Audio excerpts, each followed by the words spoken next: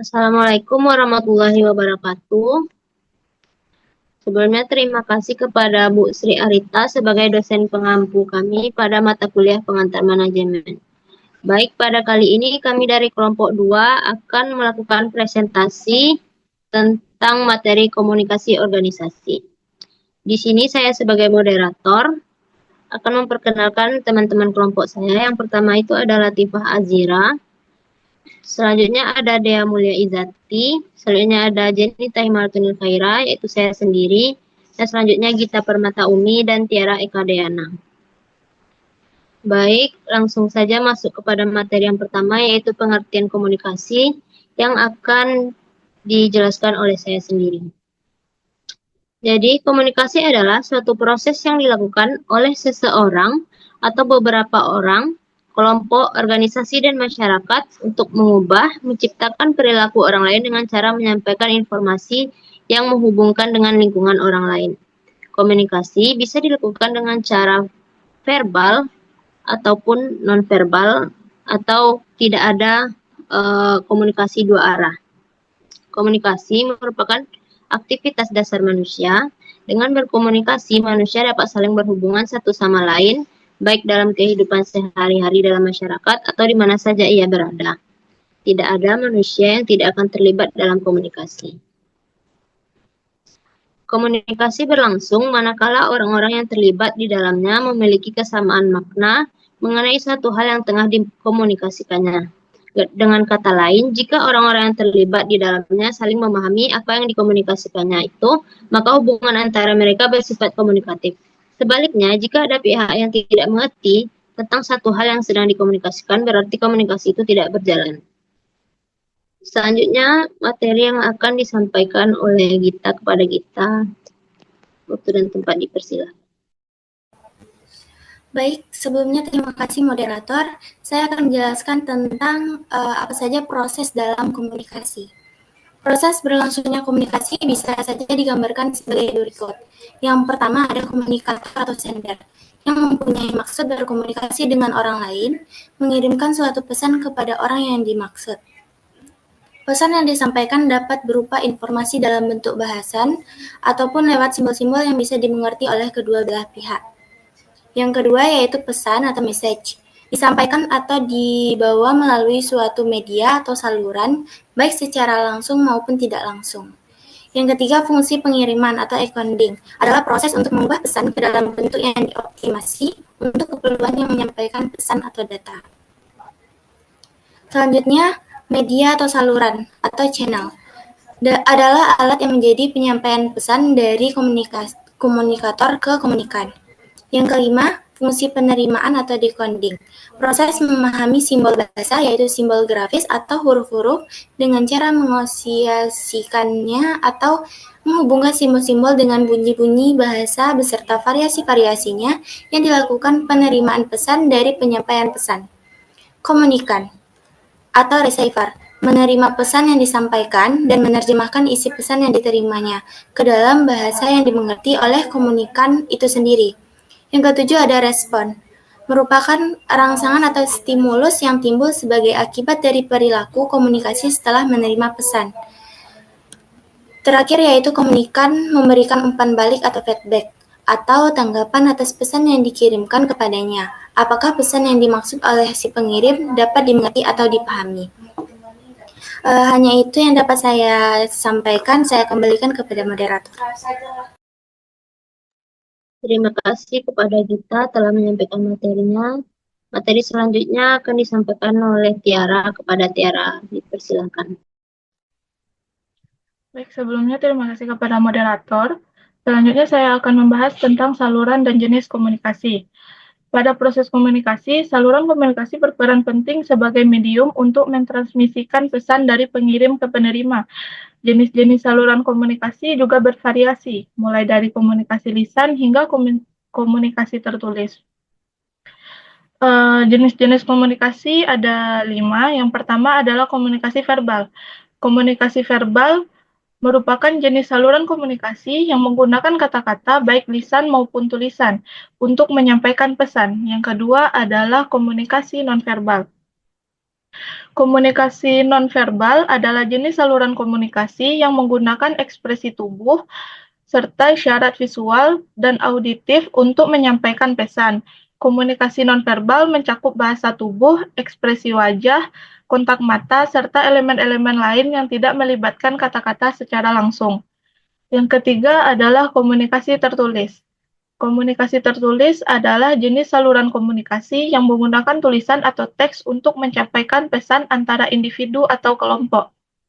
Komunikasi tertulis mencakup penggunaan surat, email, pesan teks, dan dokumen-dokumen tertulis lainnya untuk menyampaikan informasi. Yang keempat adalah komunikasi media. Komunikasi media merupakan jenis saluran komunikasi yang menggunakan platform media seperti televisi, radio, internet, dan media sosial untuk menyampaikan pesan kepada khalayak yang lebih luas.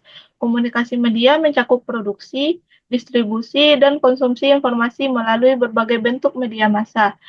Dan yang terakhir adalah komunikasi fisik. Komunikasi fisik merupakan jenis saluran komunikasi yang melibatkan kontak langsung antara individu, termasuk sentuhan, kontak mata, dan gerakan tubuh. Komunikasi fisik mencakup ekspresi tubuh, isyarat nonverbal, dan kontak langsung antara individu dan yang berinteraksi. Sekian yang dapat saya sampaikan, saya kembalikan kepada moderator. Baik, terima kasih kepada Tiara yang telah menyampaikan materi presentasinya. Materi selanjutnya akan dijelaskan oleh Dea. Kepada Dea, waktu dan tempat dipersilakan. Baik, terima kasih moderator. Saya akan menjelaskan materi keempat yaitu mengenai hambatan komunikasi. Nah, yang pertama yaitu hambatan psikologis. Hambatan dalam komunikasi yang termasuk dalam komunikasi jenis ini adalah yang pertama yaitu kepentingan, yang kedua prasangka, yang ketiga stereotip, dan yang keempat yaitu motivasi. Nah, disebut sebagai hambatan psikologis karena hambatan-hambatan tersebut merupakan unsur-unsur dari kegiatan psikis manusia. Nah, yang kedua yaitu hambatan sosial kultural. Hambatan sosial kultural ini akan lebih mendalam mengenai bagaimana budaya sosial seseorang menjadi salah satu hambatan dalam berkomunikasi. Nah, yang ketiga yaitu hambatan interaksi verbal. Nah, yang pertama yaitu polarisasi, merupakan kecenderungan di dalam interaksi verbal untuk mengelompokkan individu, objek, atau situasi tertentu ke dalam lawan kata yang ekstrim. Nah, yang kedua yaitu orientasi intensional, yaitu merupakan sebuah perilaku dalam interaksi verbal dengan kecenderungan melihat ciri fisik yang menonjol dari diri individu. Yang ketiga yaitu evaluasi statis. Evaluasi statis ini bisa digambarkan dengan kondisi di mana pada saat seseorang komunikator memberikan informasi dan dianggap tidak menarik oleh komunikan, maka seterusnya komunikan tidak akan memberikan perhatian lebih dalam interaksi tersebut. Ini merupakan hambatan interaksi verbal dalam komunikasi massa yang bisa kita perhatikan ketika kita merasa jenuh dengan komunikasi yang terjadi. Nah, yang keempat yaitu indiskriminasi. Indiskriminasi ini merupakan bentuk pemukulan rata-rata terhadap semua individu berdasarkan latar belakang yang dimiliki. Sikap ini tentu akan menimbulkan penilaian-penilaian tertentu bahkan sebelum komunikasi massa itu berlangsung. Indiskriminasi adalah hambatan yang sering terjadi dalam komunikasi massa. Baik, hanya sekian yang dapat saya sampaikan. Saya kembalikan kepada moderator. Baik, terima kasih kepada Dea yang sudah menyampaikan materi presentasinya. Selanjutnya, materi presentasi yang akan dijelaskan oleh Latifah. Kepada Latifah dipersilakan. Baik, terima kasih moderator. Penjelasan selanjutnya yaitu mengelola teknologi informasi untuk komunikasi. Mengelola teknologi informasi untuk komunikasi adalah suatu proses yang sangat penting dalam era digital saat ini. Teknologi informasi atau TI telah mengubah cara manusia berkomunikasi baik dalam konteks pribadi bisnis maupun institusi pendidikan dan pemerintahan.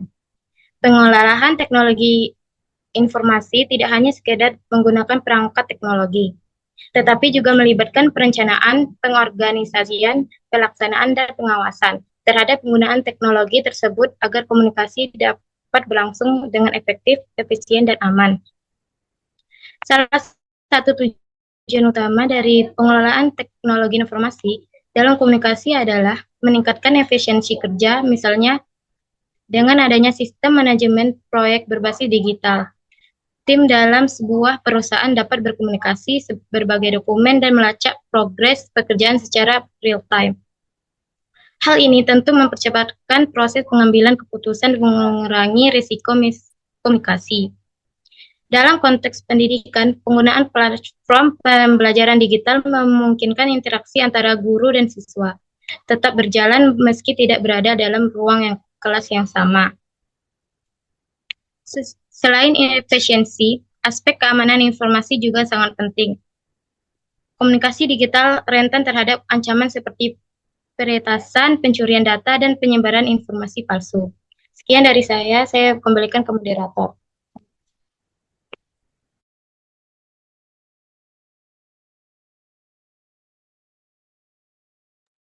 Baik, terima kasih kepada Latifah yang sudah menyampaikan materi terakhir.